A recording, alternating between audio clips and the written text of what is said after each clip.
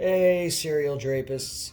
So, these are the tools, and if anybody has never done this before, it's pretty easy but takes just a little bit of practice.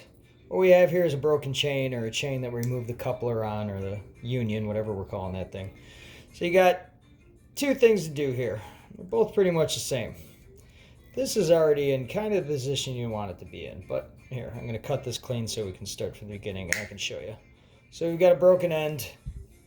Nothing special about it.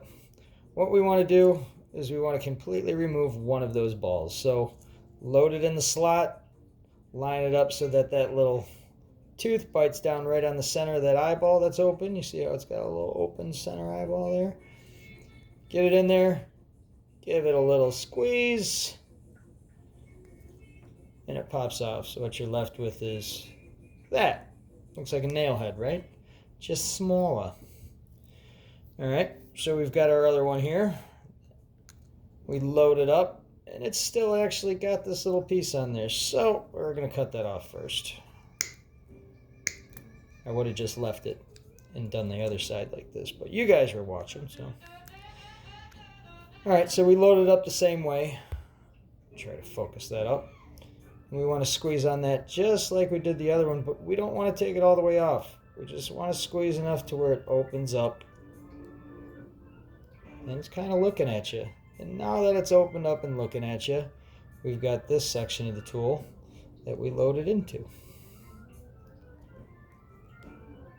So, just load it into the tool there.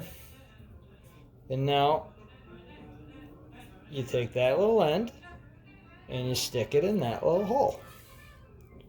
Get it lined up a little easier for me there. Right on the edge. Alright, so there it is. Put it in. And give it a good tight squeeze like you mean it. Sometimes you take it back out, put it in again, turn it, give it another squeeze.